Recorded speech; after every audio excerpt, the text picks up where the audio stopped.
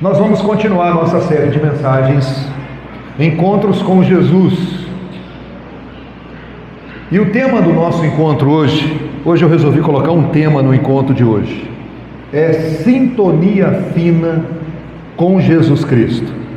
Abra sua Bíblia em João capítulo 15, por favor. Sintonia fina com Jesus Cristo. João capítulo 15, mantenha sua Bíblia aberta em João 15. Inicialmente nós vamos ler apenas o verso 7. João capítulo 15, diz assim a palavra do nosso Deus: se permanecerem em mim e as minhas palavras permanecerem em vocês, pedirão o que quiserem e lhes será feito. Vamos orar? Abre, Senhor, os nossos olhos para compreender a profundidade do que Cristo nos ensinou. Nos ajude a compreender que nível de intimidade o nosso Redentor quer ter conosco. Esse convite para uma intimidade profunda com o Teu Filho, o Salvador Jesus Cristo. Se tem algo na nossa vida, Deus, que tem nos afastado de uma comunhão profunda com Cristo, ó Senhor, afaste de nós. É difícil fazer essa oração, confesso, como pastor dessa igreja, porque eu sei que o Senhor quer fazer isso. A poda é a vontade do Senhor para a nossa vida, para que possamos frutificar mais e mais para a glória e honra do Teu nome. Use esse momento, Senhor, para nossa edificação, para a transformação do Teu povo, e fale mais uma vez profundamente ao nosso coração, em nome de Jesus, amém. Até os 13 anos de idade, eu morei na roça, sem água encanada, sem energia elétrica. A nossa televisão era 13 polegadas, preto e branco, e funcionava a bateria de carro. Então você tinha que ter um tempo específico para a família reunida para assistir televisão. E tinha um outro problema também, que era ajustar o canal. Esse era o problema maior. Geralmente eram 3 canais que a gente assistia. TVS, quem conhece TVS? Os mais novos só SBT, né? O SBT já se chamou TVS. A Globo e, se eu não me lembro, a Manchete. E o grande problema, irmãos, era ajustar o canal da televisão, porque não pegava os 3 ao mesmo tempo. Então ficava uma antena assim no morro, e alguém tinha que subir lá, aquela antena espinho de peixe pendurada no bambu, e ficava, melhorou, aí ficava, o outro lá gritava, não, passou do ponto, volta um pouquinho. E quando a gente conseguia ajustar o canal, era uma maravilha. Aí vinha um pássaro, pousava na antena, mudava tudo, tinha que correr de novo lá, e aquele processo. Mas quando dava certo, gente, era uma alegria, né? Sem chuvisco, aquela coisa, aquela imagem maravilhosa. Isso se chama sintonia fina. E o encontro de hoje fala de intimidade e alegria. Esse é mais um daqueles textos que Jesus me deixa de queixo caído. Porque o que Jesus disse aqui, o que nós acabamos de ler, eu creio que é profundo demais para nós. Se a minha palavra permanecer em vocês, vocês pedirão o que quiserem, e será feito. Nós vimos na semana passada que o ministério público de Jesus estava chegando ao fim. O foco agora é ele e os seus discípulos numa espécie de imersão, num momento intencional com os 12 e daqui a pouco só 11, porque Judas vai sair e Jesus só vai ensinar algumas coisas profundas para esses discípulos depois que Judas sai. E o ponto aqui é que Jesus está a poucos metros do madeiro da crucificação. No capítulo 13, Jesus lava os pés dos discípulos. Nós vimos o Rei eterno e imortal agindo como um servo, Vimos que a dificuldade que Pedro teve inicialmente de deixar Jesus lavar os pés é a mesma que nós temos também. Porque nós somos servos, mas muitas vezes queremos agir como reis. E não tem jeito. Nunca teremos um coração de servo se continuarmos agindo como reis.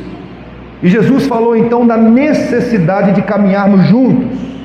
Onde eu preciso caminhar tão perto de alguém, do meu irmão em Cristo, que ele consegue perceber as sujeiras dos meus pés. E ele então me ama de tal maneira e diz assim: Bruno, vamos lavar os pés. Porque nós caminhamos ainda em ruas de barro, sujamos os nossos pés, pecamos ainda. E é por isso que é estranho ao Evangelho alguém que não gosta de congregar, alguém que quer Cristo, mas não quer caminhar com a igreja. É estranho aquilo que Cristo ensina, porque aquela ideia que eu tenho a Bíblia e tenho o Espírito Santo, eu posso caminhar sozinho, não quero ninguém olhando para os meus pés. Não, há uma necessidade de caminharmos juntos, de lavar os pés uns dos outros. Nós vimos na semana passada 2 exemplos, o exemplo de Davi, que precisou de Natã ir lá na casa dele dizer: Davi, sujou o pé, vamos lavar. Nós vimos também Pedro, também sujou os pés, e o apóstolo Paulo também precisou lavar os pés de Pedro. Por quê? Porque nós somos pessoas que precisam ser transformadas ainda, num processo de transformação de outras pessoas. Ninguém aqui chegou no estado de perfeição, muito menos o pastor de vocês. Depois de lavar os pés dos discípulos, Jesus diz assim: um de vocês vai me trair.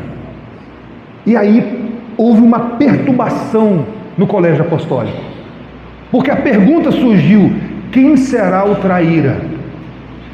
O Pedro, que é muito ansioso, que sempre quer saber como é que as coisas vão funcionar, faz um sinal para João, que está do lado de Jesus, e diz assim: pergunta para ele quem é o traíra. E aí João pergunta: Jesus, quem é que vai te trair? E Jesus responde: aquele que eu molhar um pedaço de pão e der para comer, esse é o traíra, o pão molhado. Então Jesus imediatamente pega o pedaço de pão, molha o pedaço de pão e entrega para quem, irmãos? Para Judas. Judas recebe aquele pedaço de pão. E eu já disse para vocês que Jesus sempre soube da trairagem de Judas. Toda aquela conspiração maligna ali que foi feita, Jesus sempre soube. Mas a hora do plano de Deus chegou, e presta atenção no que eu disse: a hora do plano de Deus, não do plano diabólico. E eu aproveito aqui para dizer algo para os meus irmãos: não existe duelo entre Deus e Satanás. Esse é o mundo de Deus, e se você não acreditar nisso, você vai ficar desesperado. O próprio Satanás está debaixo do domínio absoluto, soberano do Deus Criador e Redentor. Não se esqueça disso. Depois que Judas recebe aquele pedaço de pão, diz a Bíblia que o diabo imediatamente entra em Judas. O diabo não recebeu uma possessão demoníaca. O que ele recebeu foi uma possessão diabólica. O próprio diabo entra em Judas. E aí Jesus vira para Judas e diz assim: o que você tem que fazer, vai fazer logo, vai depressa. Está na hora, Judas, pode ir me trair. Quando Judas sai do cenáculo para trair Jesus, aí Jesus diz: agora foi glorificado o Filho do Homem e Deus foi glorificado nele. Como eu disse para vocês, Jesus guardou algumas coisas só para os 11 discípulos.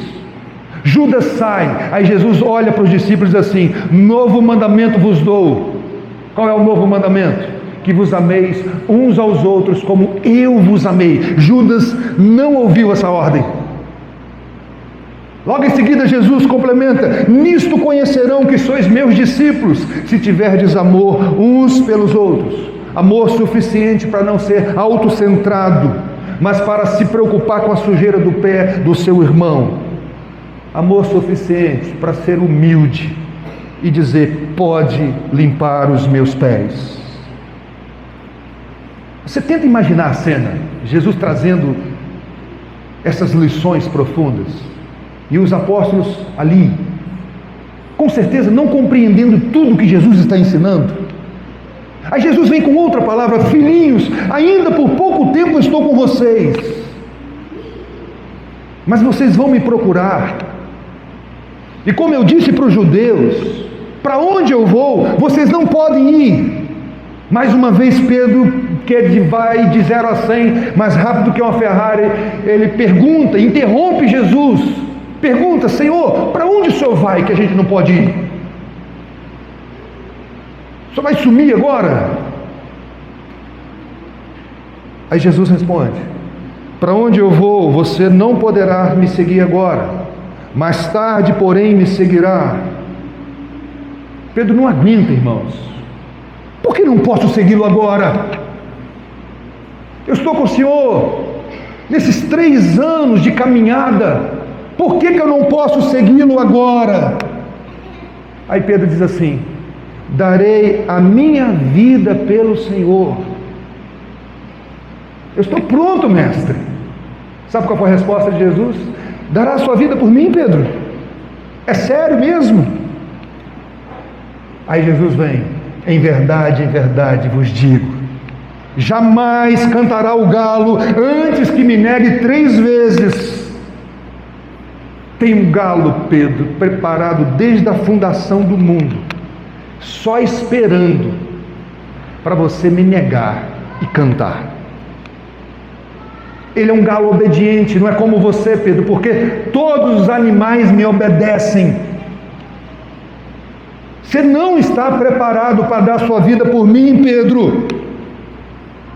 Aí Jesus continua: que o coração de vocês não fique angustiado, porque Jesus, ele abre a ferida e cura o tempo inteiro. Creiam em Deus, mas creiam também em mim. Na casa do meu Pai há muitas moradas. Aí o Tomé agora entra na frente de Pedro: mas Senhor, qual é o caminho então para essa casa do Pai que o Senhor está falando aí? Aí o que Jesus diz? Eu sou o caminho, Tomé, a verdade e a vida. Ninguém vem ao Pai senão por mim. Aí outro discípulo faz uma pergunta para Jesus, um pedido na verdade: Senhor Jesus, está muito bom, o Felipe, mas eu queria fazer um pedido especial, Senhor. Mostra-nos o Pai e isso nos basta. Sabe qual é a ideia aqui? Mostra o chefão, mostra quem manda mesmo para a gente. Porque até agora nós vimos milagres, nós vimos muita coisa, o Senhor fez algo maravilhoso, nós vimos a glória do Senhor, mas eu quero ver mesmo é o Pai. Mostra o Pai e o nosso coração então vai descansar. Aí Jesus olha para Felipe e diz assim: Felipe, há tanto tempo eu estou com vocês, como dizes tu, mostra-nos o Pai? Quem vê a mim vê o Pai. Eu e o Pai somos um, Felipe. Você não entendeu ainda que eu sou o Deus eterno e imortal? Você não compreendeu os sinais. Mesma essência, Felipe. Mesma vontade. Mesma soberania. E continua. Aí Jesus agora vem e consola de novo. Traz uma palavra muito especial, porque percebe a ansiedade dos discípulos. Aí Jesus diz assim: eu pedirei ao Pai, e Ele lhes dará um outro Consolador, a fim de que esteja com vocês para sempre. É o Espírito da verdade, que o mundo não pode receber, porque não vê, nem o conhece. Mas vocês conhecem. Ele habita em vocês. Rapidinho aqui. Gente, tem pessoas que pensam que o Espírito Santo só passou a agir na igreja depois do Pentecostes. Uma hora nós vamos estudar sobre o Espírito Santo no Antigo Testamento. O que acontece no Pentecostes é um derramar do Espírito Santo. Não existe conversão sem o Espírito Santo, irmãos. E nós cremos que os discípulos eram convertidos, porque foi Pedro que disse: tu és o Cristo, o Filho do Deus vivo. Aí Jesus disse: não foi carne nem sangue que te revelou. O Espírito Santo já está com vocês. Mas haverá um momento que haverá um derramar do Espírito. Eu não deixarei vocês órfãos. Voltarei para junto de vocês. Qual é o propósito de Cristo nessa noite? Acalmar o coração dos discípulos. E aí chega no capítulo 15, irmãos. Verso 1, Laura. Eu sou a videira verdadeira, e o meu pai é o lavrador. Em todo o Antigo Testamento, Israel é apresentado como videira, a vinha do Senhor. Deus plantou, cercou com todos os cuidados, mas Israel produziu uvas bravas. Então agora Jesus diz: eu sou a videira, e o meu pai é o agricultor ou o viticultor. Embora a função do filho seja central nesses versículos, a função do pai aqui não é apenas de pano de fundo. É o pai que corta e é o pai que poda. E Jesus dá um significado mais profundo por causa da nossa união com Cristo. Ele veio realizar aquilo que Israel não conseguiu fazer. Uma obediência perfeita, fiel em tudo que Deus ensinou, ser frutífero em boas obras. Ele é aquilo que Israel, como videira, sempre apontou. E aqui o pai é apresentado como aquele que lavra a terra, que cuida da videira e que se ocupa com a poda dos seus ramos. Onde suas poderosas mãos estão trabalhando o tempo todo. Segundo os estudiosos, irmãos, havia uma videira de ouro no segundo templo, no templo de Herodes, representando Israel. Mas não esqueça, eles estão no cenáculo. E o que é o cenáculo? O cenáculo é um andar de cima de uma casa, onde geralmente aconteciam as reuniões especiais, as refeições. Naquele ambiente tinha sobre a mesa algumas coisas: o cordeiro, o pão e o fruto da videira, o vinho, ficava ali também. E Jesus agora convida esses homens a olharem para além dos símbolos do pão e do vinho meramente físicos e verem nele, em Cristo, a realidade. Ele toma um pedaço de pão, rasga e diz assim: esse é meu corpo, que é dado por vocês. Ele pega o fruto da videira e disse: esse é o cálice da nova aliança. Façam isso todas as vezes que o beberem em memória de mim. Eu sou a videira verdadeira, no qual a videira, do qual o vinho da comunhão for extraído, e ele é a essência, o próprio Cristo presente com seus discípulos nessa noite memorável. Ele é a videira verdadeira. Verso 2, caminha comigo. Presta atenção que isso aqui é importantíssimo. Todo ramo que estando em mim não der fruto, ele corta, e todo o que dá fruto, ele limpa, para que produza mais fruto ainda. É o pai que corta e é o pai que poda. É o pai que poda os que estão frutificando para que possam frutificar ainda mais. No capítulo 15, ele fala de 4 tipos de ramos: nenhum fruto, fruto, mais fruto, muito fruto. O que isso significa, meus irmãos? Deus não fica satisfeito com poucos frutos. O propósito da videira não é produzir madeira nobre, não é ornamental, não é para decoração. O único propósito da videira é produzir frutos. Todo ramo que estando em mim não der fruto, ele corta. Estaria Jesus ensinando aqui a possibilidade de alguém perder a salvação? É isso que esse texto está ensinando? Algumas pessoas usam esse texto para dizer que aqui existe sim a possibilidade de perder a salvação. Aí nós teríamos uma contradição na Bíblia, porque a Bíblia diz que aquele que vai a Jesus, nem o Pai, porque o Pai não vai fazer isso, tira alguém das mãos de Jesus. E aqui está dizendo que está, de certa forma, ligado a Cristo. Qual é a ideia desse texto aqui? É a mesma de João 13 que nós vimos na semana passada, do lavar regenerador e da necessidade de lavar os pés. Quando Jesus diz assim: vocês foram lavados, mas nem todos. O que Jesus está tratando aqui são aqueles que estão ligados a Ele apenas nominalmente. Alguém que se diz discípulo, mas que nunca foi transformado pelo Evangelho. Quem no colégio apostólico era assim? Judas. Ele já está explicando o que vai acontecer com Judas. Porque Judas é um infrutífero. Judas, na verdade, era do maligno. Como é possível estar ligado a Cristo e não produzir frutos? O bom exemplo disso é Judas. E por isso que ele foi cortado. Ele esteve o tempo inteiro ali com Jesus e os outros apóstolos, adquiriu o vocabulário de discípulo, viveu ali muito pertinho, mas não frutificava. Aponta para os nossos dias alguém que está assim na igreja visível, mas não está conectado à videira verdadeira. Foi batizado, canta às vezes no grupo de louvor e às vezes até prega, mas nunca foi conectado verdadeiramente à videira verdadeira. E no tempo oportuno serão cortados. Por isso que não basta ser parte do Israel étnico. Porque nem todos de Israel, diz o apóstolo Paulo, são israelitas de fato. Nem todos os filhos de Abraão são verdadeiramente aqueles que seguem a mesma fé do pai Abraão. Não é perder a salvação, até porque eles nunca foram salvos. A parábola do semeador explica isso. Do terreno que recebe a semente, e alguns têm aquela alegria inicial, mas depois abandonam. É possível até que Judas tenha feito alguns milagres, queridos. O ponto que Jesus está explicando aqui é a apostasia. É gente que caminhou com o povo de Deus, mas por algum motivo virou as costas. É gente que colheu o fruto do Espírito da igreja, que Hebreus capítulo 6 fala que provaram do dom celestial, mas são infrutíferos. E aí o Carson, o comentarista, diz assim, projeto. O propósito nítido do versículo é insistir que não há verdadeiros cristãos sem alguma medida de fruto. A frutificação é uma marca infalível do verdadeiro cristianismo. Arrependimento para com Deus, fé no nosso Senhor Jesus Cristo e luta com o pecado, fruto da ação do Espírito Santo na nossa vida.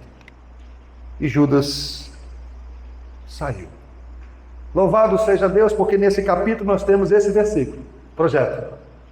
Não foram vocês que me escolheram. Depois que Judas saiu, que Jesus disse isso. Pelo contrário, eu os escolhi e designei para que vão e deem fruto. E o fruto de vocês permaneça, a fim de que tudo o que pedirem ao Pai em meu nome, Ele lhes conceda. Que segurança, não, irmãos? Saber que nós estamos em Cristo, não na força do nosso braço, mas no braço do próprio Cristo. Jesus escolheu Judas para ser apóstolo, mas ele não foi o escolhido para ser discípulo.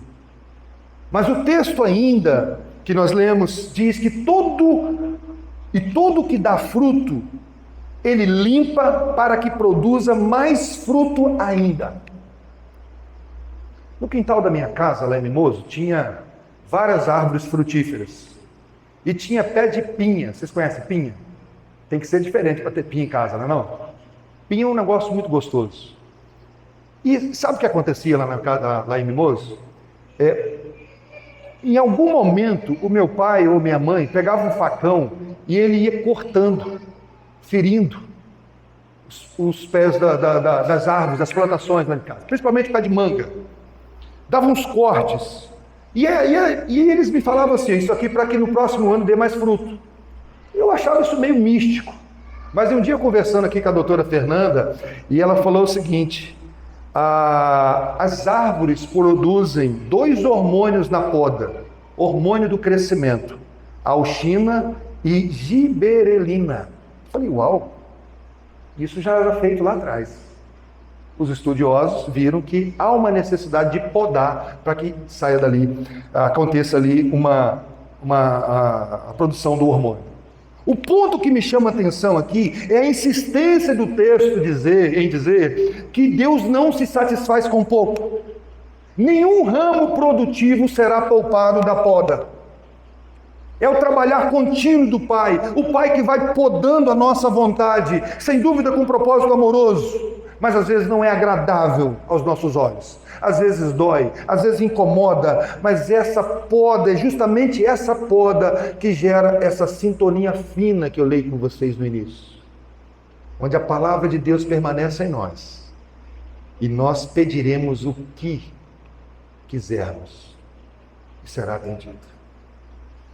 Daqui a pouco eu vou explicar esse texto. É Deus alinhando o nosso coração com o de Cristo através da poda. Antes de ler uma citação, eu pergunto para você: você tem experimentado a poda de Deus? Deus tem podado você? Você já experimentou isso? Olha o que o Tim Keller diz. Assim como na poda de uma árvore real, essa pode parecer uma atitude severa, prejudicial, pois inclui o corte das coisas boas, cuja perda pode ser dolorosa.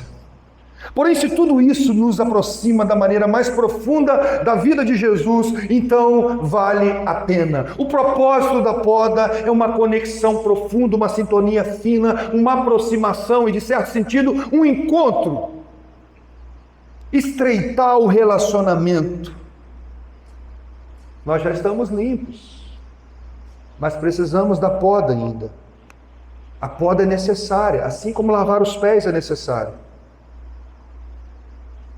O Pai sabe podar. Ele sabe ferir. Porque é Ele que abre a ferida e cura. E a intenção do Pai é mais frutos. E olha o que Jesus diz aqui, irmãos. Olha que palavra bonita de Jesus. Verso 3, por favor, Laura. Vocês já estão limpos por causa da palavra que lhes tenho falado. Judas não está aqui, Judas não ouviu essa palavra. Jesus vira para Pedro, que vai negar Jesus daqui a pouco. Diz: Pedro, você está limpinho, a ficha limpa, por causa da palavra de Deus. Vocês já estão limpos. Jesus sabia que seria abandonado, não somente por Pedro, mas por todos. Todo o colégio apostólico abandonou Jesus no momento que ele mais precisava. Mas antes do abandono, Jesus diz assim: eu não vou perder vocês. Sabe por que eu não vou perder vocês? Porque vocês já estão limpos. O filho da perdição já saiu. Vocês não. Vocês já estão limpos. A intenção de Jesus aqui não é causar desânimo nos discípulos.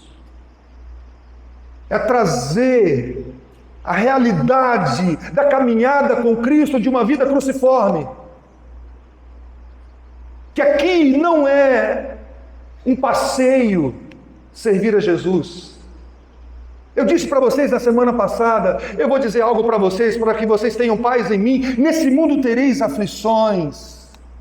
A poda faz parte, mas é só poda, porque vocês não serão cortados. Vocês já estão limpos.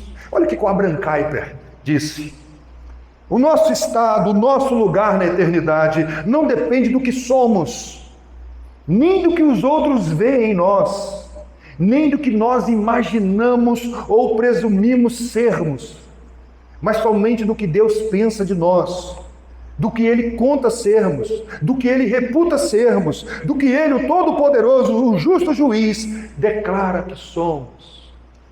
Vocês já estão limpos pela palavra. O ofendido diz para o ofensor, ou para os ofensores: vocês já estão limpos. E aí continua esse discurso de Cristo, versos 5 e 6. Projeta: eu sou a videira, vocês são os ramos. Quem permanece em mim e eu nele, esse dá muito fruto.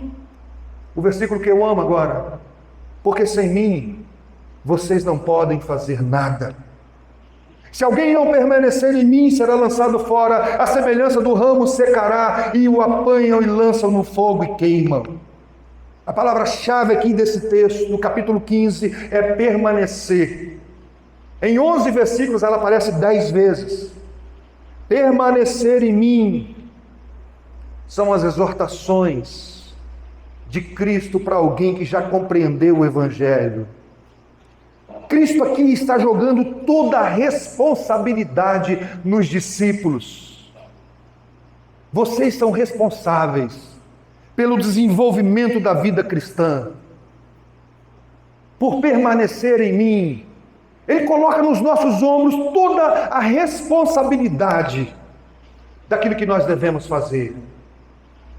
William Hendrickson: é a graça soberana do começo ao fim, mas a responsabilidade de permanecer em Cristo é colocada integralmente sobre os ombros do homem, exatamente onde ela deve permanecer. É a mesma ideia de Filipenses: desenvolvam a vossa salvação. E não há contradição aqui, irmãos. Soberania de Deus e responsabilidade humana, porque a Bíblia ensina as duas coisas. A Bíblia ensina que você é responsável pela sua vida e que Deus é soberano sobre todas as coisas. Você precisa perseverar, você precisa permanecer, você precisa lutar. Mas não se esqueça do verso 5. Porque sem mim nada podeis fazer. Nada que possa ser agradável ao Senhor. É por isso que nenhum ramo pode dar fruto por si mesmo. O que Jesus está dizendo aqui é o seguinte: se você recebeu vida, então agora viva. Responda ao Evangelho com vida.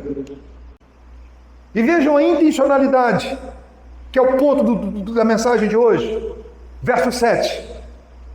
Se permanecerem em mim, e as minhas palavras permanecerem em vocês, pedirão o que quiserem e lhes será feito.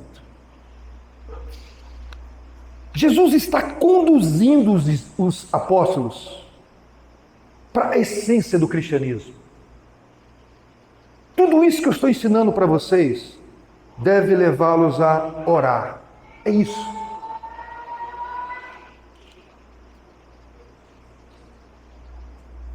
O que ele está ensinando aqui é para nos encorajar nos nossos encontros de oração com ele. E eu quero chamar a sua atenção para o nível de intimidade que Jesus está propondo para nós. Uma sintonia fina. Se as minhas palavras permanecerem em vocês, vocês pedirão o que quiserem e será feito. Banhados pelas palavras de Cristo, irmãos, nós vamos orar aquilo que Cristo orou. Mais tarde, Paulo vai dizer aos Colossenses que a palavra de Cristo habite ricamente em vós. O que Jesus está ensinando aqui está em harmonia com aquele texto do Salmo que você conhece. Agrada-te do Senhor, e Ele satisfará os desejos do seu coração. Conhece esse texto? A ideia daquele texto ali não é você fazer um chamego em Deus, e Deus então vai satisfazer todas as suas vontades. Não é essa. Tenha prazer em Deus, e Deus será a resposta de todos os desejos mais profundos do seu coração. Deus é a resposta. Quando você faz de Deus o seu prazer, Deus será tudo para você.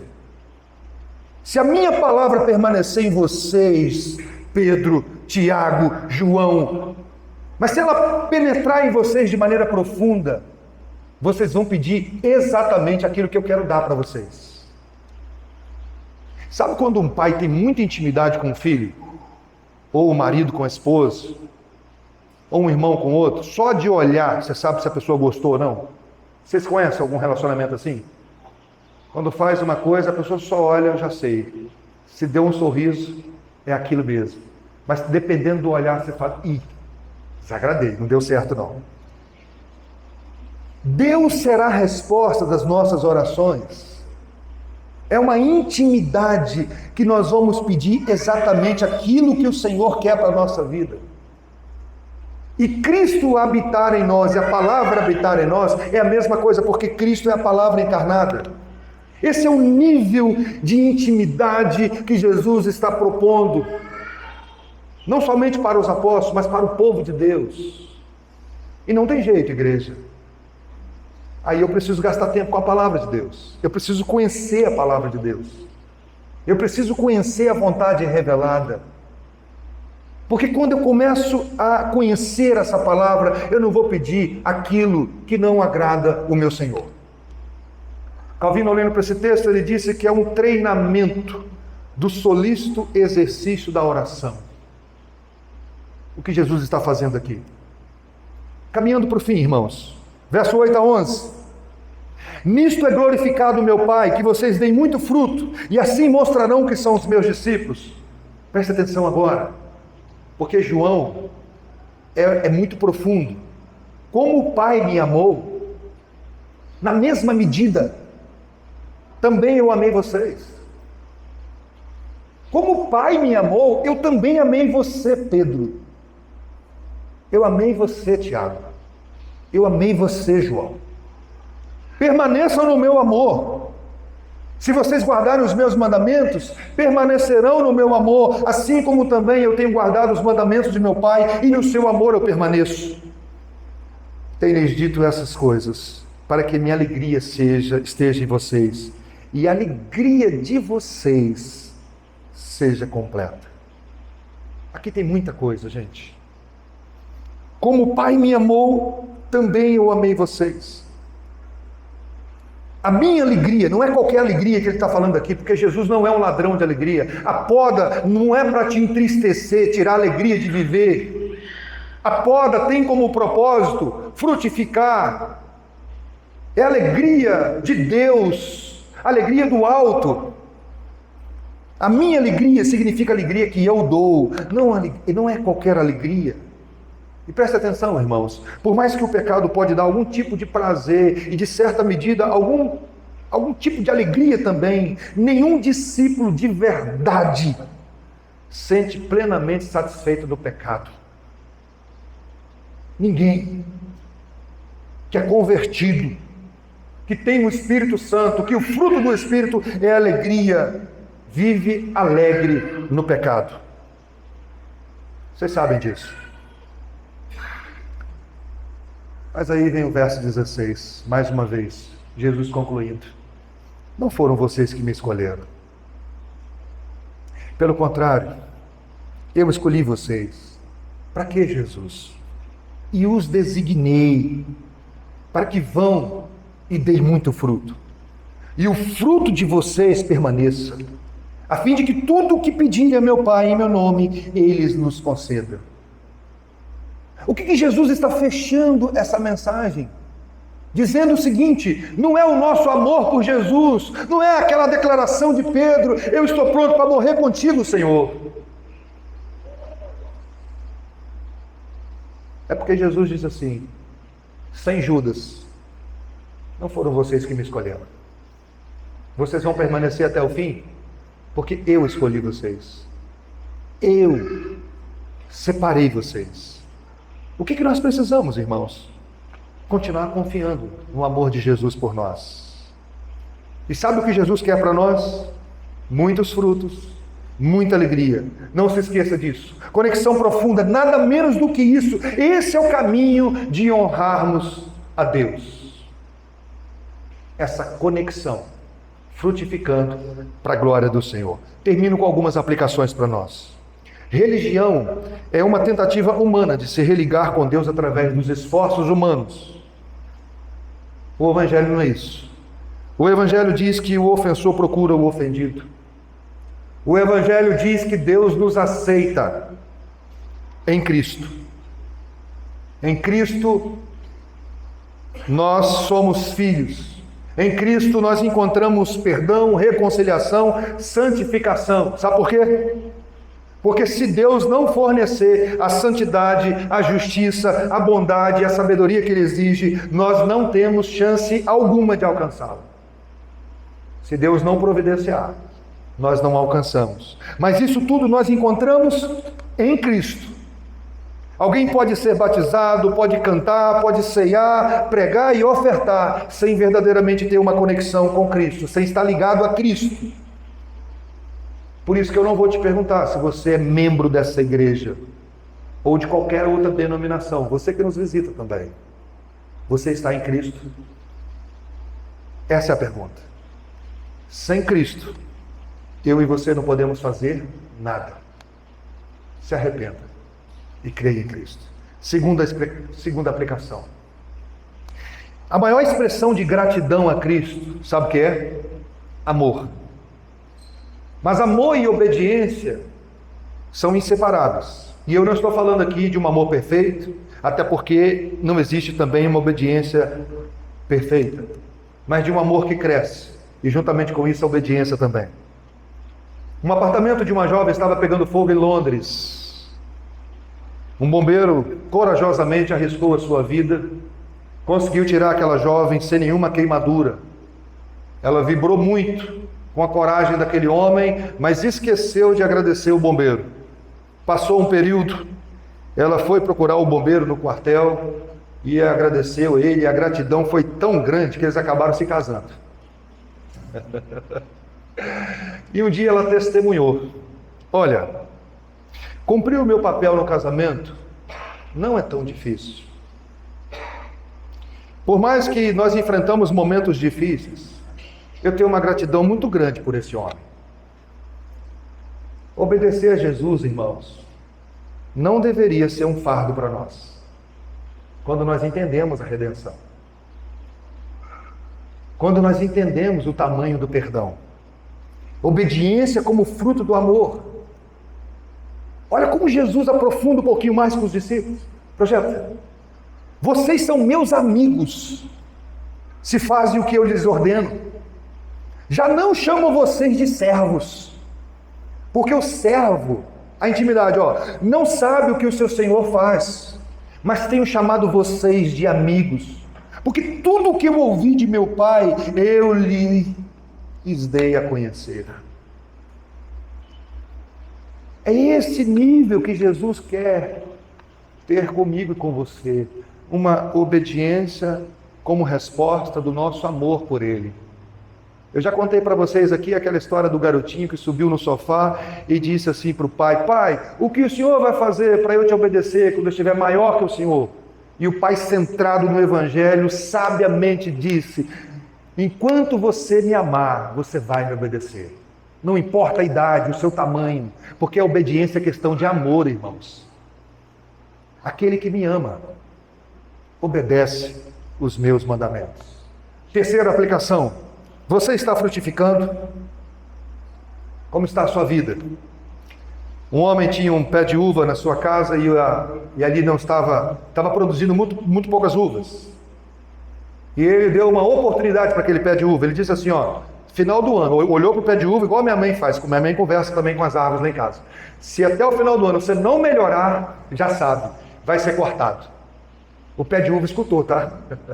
No final do ano estava lotado. Aí ele ficou curioso, chamou um viticultor e falou assim: você precisa explicar o que aconteceu aqui com esse pé de uva.